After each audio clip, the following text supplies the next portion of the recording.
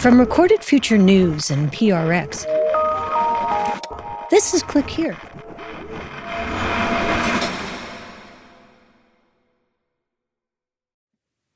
Hey, it's Dina. The Click Here team is taking a break from producing brand new episodes in December so we can work on some great stories we want to bring you in 2025. In the meantime, we wanted to share an episode from our archives that we think will help explain this thing that happened earlier this month. The U.S. sanctioned a Chinese cybersecurity company called Sichuan Silence and charged one of its employees with compromising thousands of firewalls. Now, all of this might ring a bell for our regular listeners, because earlier this year, we did a story about a huge leak of internal documents from a Chinese cybersecurity company called iSoon. And it turns out that leak pulled back the curtain for the first time on the secret world of China's hacker-for-hire network. Instead of using cybercriminals to hack adversaries, as Russia is thought to do, China has formalized and corporatized it. And one of the companies listed as working with iSoon on Chinese government hacking projects? None other than Sichuan Silence, the company the U.S. just sanctioned. So today, a return to the iSoon paper story. Take a listen. A few years ago, Mae Danowski co-founded a Substack called NATO Thoughts. She's a threat intelligence analyst who specializes in China's cybersecurity. And she has a strong and loyal following, but nothing crazy. That is until this past President's Day weekend, when this news story broke. There's been an extraordinary leak of a trove of documents by the Chinese government that reveals spyware and even large-scale cyber attacks against foreign governments, companies, and more. That would be very up her alley, except as fate would have it, she had taken a rare weekend off and had gone to Philadelphia with her husband and niece. While the cyber research world was abuzz with the Chinese version of the Conti leaks, Mae was touring Independence Hall and running up those stairs from the Rocky movie.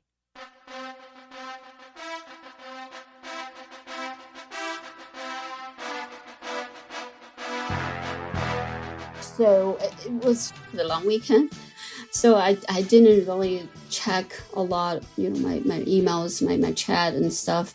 But then she started getting all these texts from her friends. Somebody already was telling me, sending me a link, you should look at this. And when she checked her site, all of a sudden she noticed traffic on her NATO Thoughts blog was going crazy. And then I saw people was reading all my NATO Thoughts, the one I wrote about ISO. I was like, what?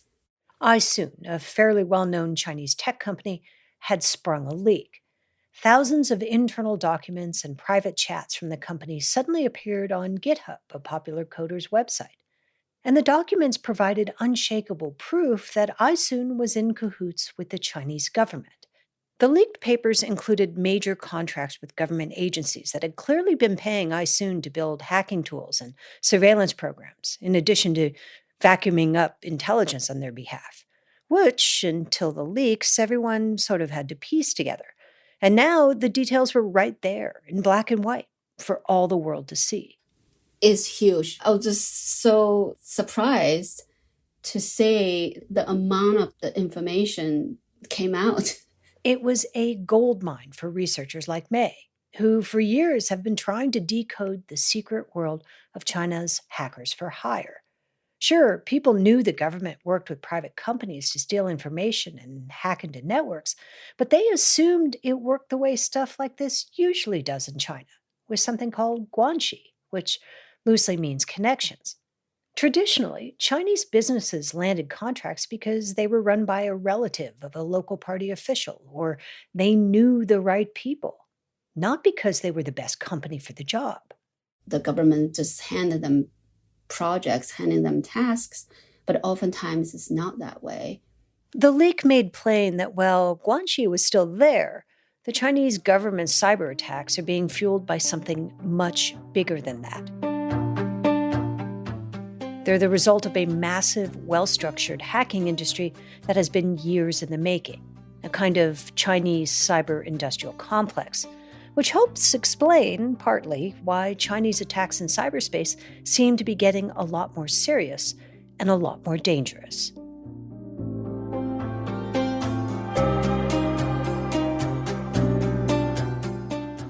From Recorded Future News, I'm Dina Temple-Preston, and this is Click Here, a podcast about all things cyber and intelligence. We tell true stories about the people making and breaking our digital world.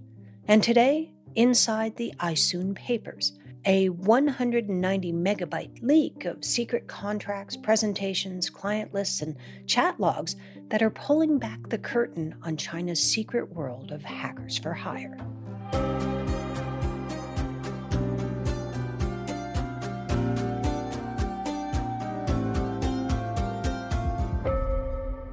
Stay with us.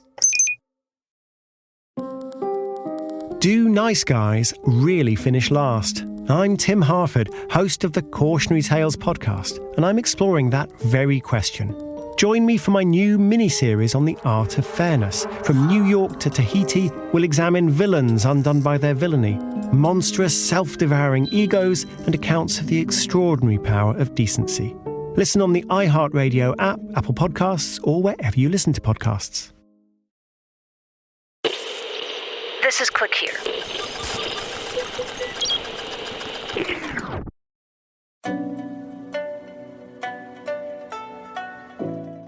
iSoon is kind of notorious in China because the company's CEO is a bit of a local hacking rock star.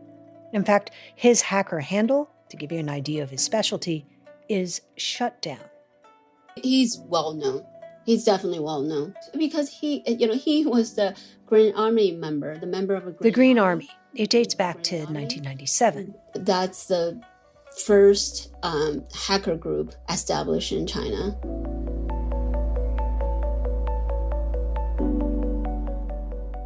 It was a collective of several thousand self-described Chinese patriotic hackers, a bunch of young people who were good with computers who decided to launch a campaign to break into foreign websites on China's behalf.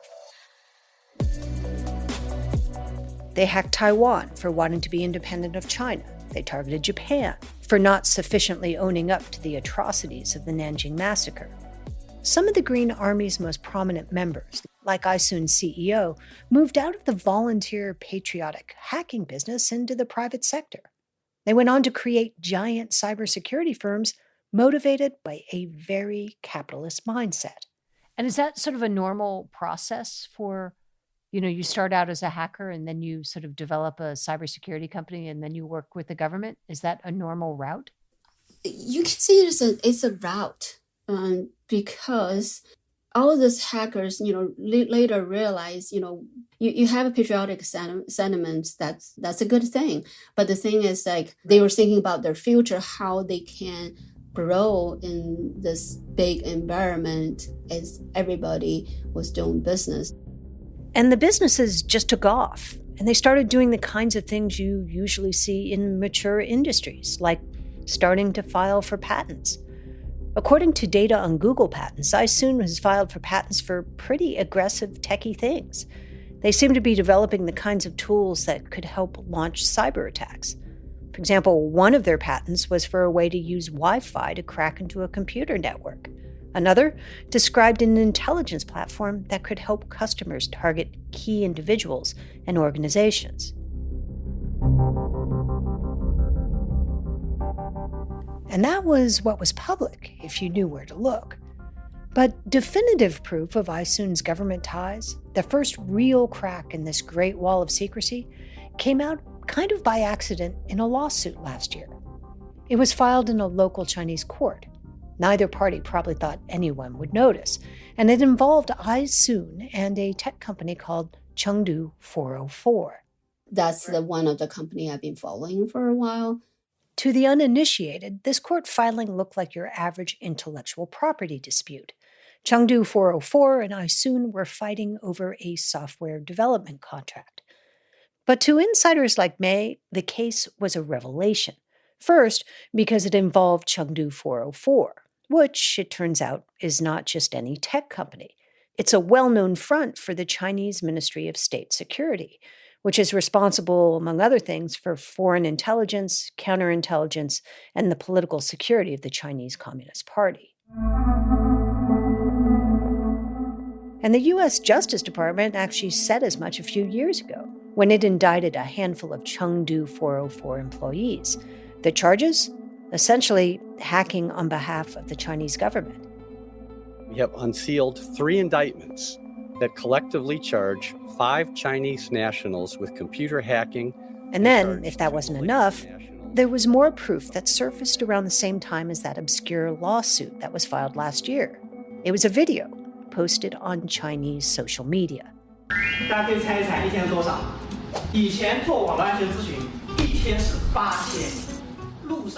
This is from that video, which is entitled Cybersecurity Talent Training Seminar 2. And that voice you're hearing is iSoon's Chief Technology Officer. He's telling a classroom of students that protecting the internet is already a boom industry in China, full of opportunity. And then he said the quiet part out loud.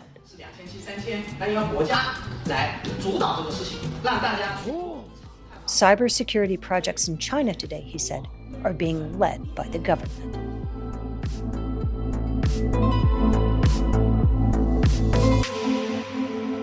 The iSoon leak didn't just underscore that point. It also revealed details that Beijing doesn't want people to know about how this public-private partnership works.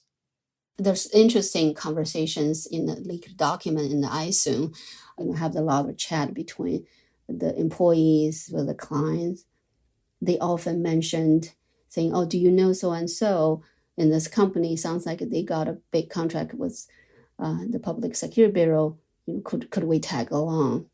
Right, so everybody was sort of pals with each other. Yeah, they call them drinking buddies, but they also compete with each other, like try to poach their best talent. You can say some of the big fish, to eat the small fishes. And these drinking buddies aren't just employees of iSoon. And this is really the biggest revelation of the leaked documents. They provide the first real concrete proof, not just that iSoon works for the government, but that many tech companies do. And it shows just how massive and mature this hacking for hire industry in China has become. There's 120 contracts shown in the leaked document. The documents include over 100 contracts that iSoon had with other tech companies and the Chinese government. Inside, there are literally dozens and dozens of companies people didn't know had government ties that are now publicly outed. And that's just what's included in this leak. Researchers say that's only the tip of the iceberg.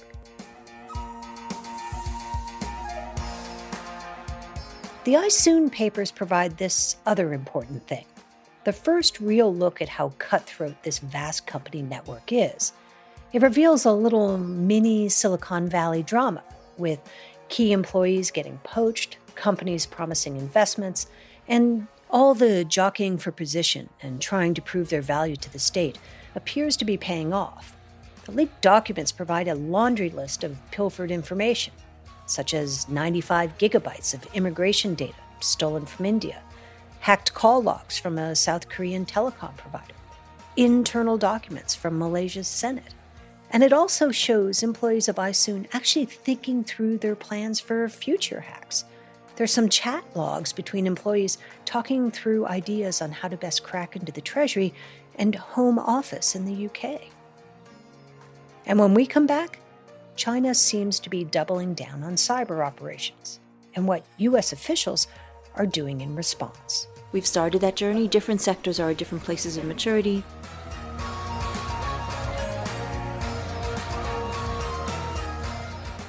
Stay with us.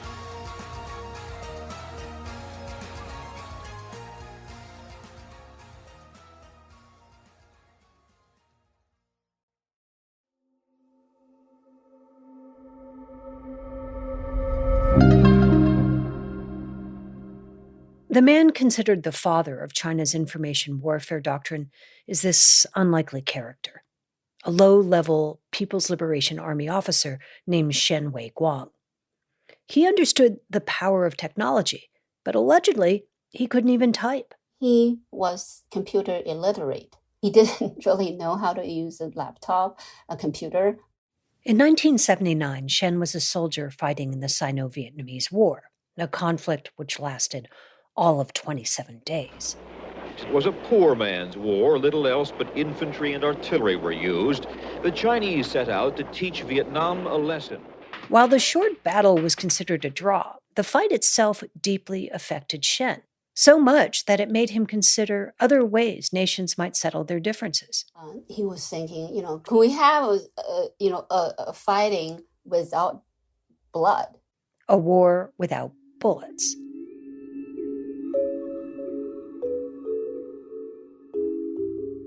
So he wrote a book in 1985.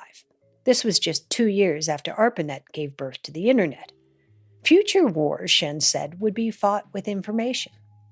And the idea landed with a thud. People totally dismissed it. Like, sure, Shen, in the future, we won't fight with guns, we'll just fight with data? And that might have been it had Shen not decided to write an article for a military publication in hopes of getting his ideas out more broadly. His first piece was published in the PLA Daily. The PLA Daily, the People's Liberation Army's paper of record. And it couldn't have happened at a more opportune time, because just 3 years later, an explosive development near the Persian Gulf. Word that Iraq has invaded neighboring state of Kuwait, with fighting reported along the border. The residents say the U.S. military eventually stepped in and showed just how much technology could do. The Gulf War became the world's first computer war. It revealed the huge technology gap between the U.S. military and everyone else. Computer-assisted weapons, teleconferences among generals, and it was all out there for everyone to see on live TV. And it rather famously rattled the Chinese leadership. They felt so behind. And Shen's high-tech information war suddenly didn't seem so crazy after all. The military started to take a second look at his writing. They even assigned his original book for soldiers to study. The military picked it up, tried to study, what's really is information warfare. Finally, people realize the information warfare is a thing. Shen got invited to conferences, and he wrote a second book, and then he started to refer to himself as a futurist, which clearly he was. And all this got even more momentum after Chinese leader Xi Jinping came to power, because he made cyber a priority. All of a sudden, China was stepping up its use of 0 days, those security holes in widely used software that no one knows about. Not so long ago, Chinese hackers went to global hacking competitions to find vulnerabilities in software and then release them to the world so they could be patched. Now the Chinese seem to be hoarding vulnerabilities for their own use. They don't use a whole lot of custom tooling, things that could be signatured. They'll use things that, the typical network administrators often use for remote management of servers and things like that. So, they're difficult to detect. This is Michael Horka, a senior information security engineer at Lumen Technologies' Black Lotus Labs. And he says the influx of all of this new private talent and the new training for China state hackers has allowed them to up their game even more.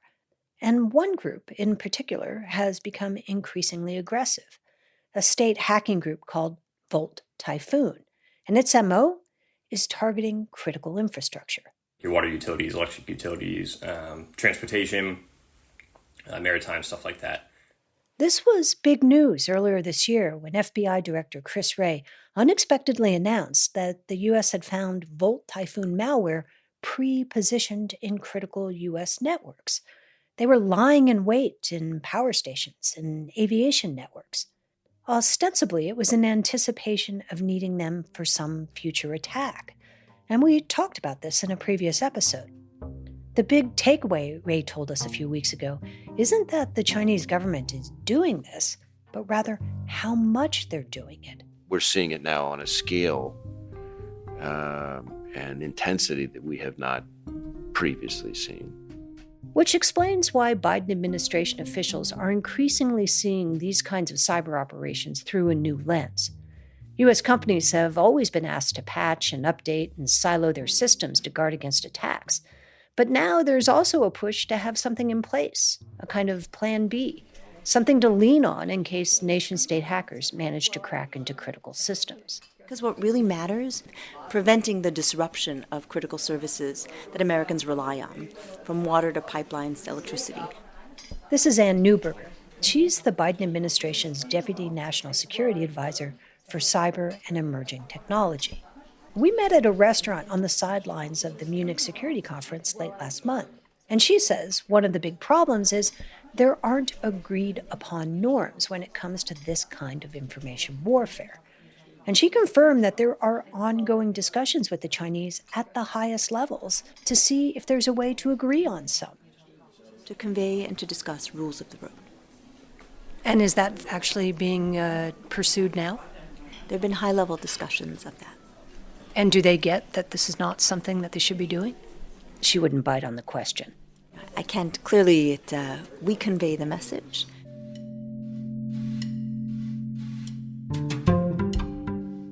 Which brings us back to that recent leak of documents from iSoon. Among other things, the materials revealed an 8-year effort by the company to target just about anything it could get its hands on. Databases, communications. And while it doesn't appear to be pre-positioning malware in critical networks like Volt Typhoon, May Danowski from NatoThought says they are definitely leaning in and trying to meet the moment. They aren't just defending their networks, they're doing what Shen suggested they do all those years ago. They're using data instead of bullets. Their goal to become a superpower is on par with United States. Then the United States do have offensive capability that's well known. Right. How do you compete if you don't have offensive cyber too? Yeah.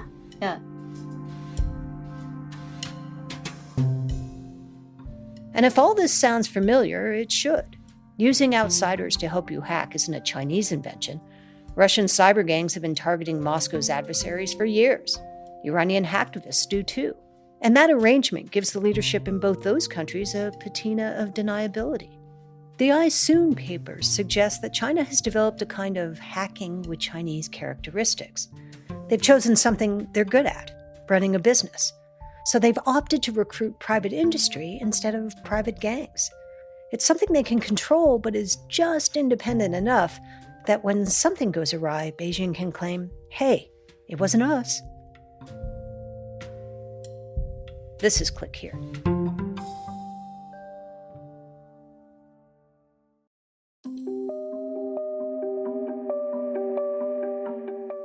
Today's episode was produced by Sean Powers and me, Dina Temple-Raston. It was edited by Karen Duffin, fact-checked by Darren Ankrum, and contains original music by Ben Levinston.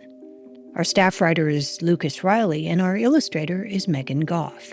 Click Here is a production of Recorded Future News. We'll be back on Friday with Mic Drop.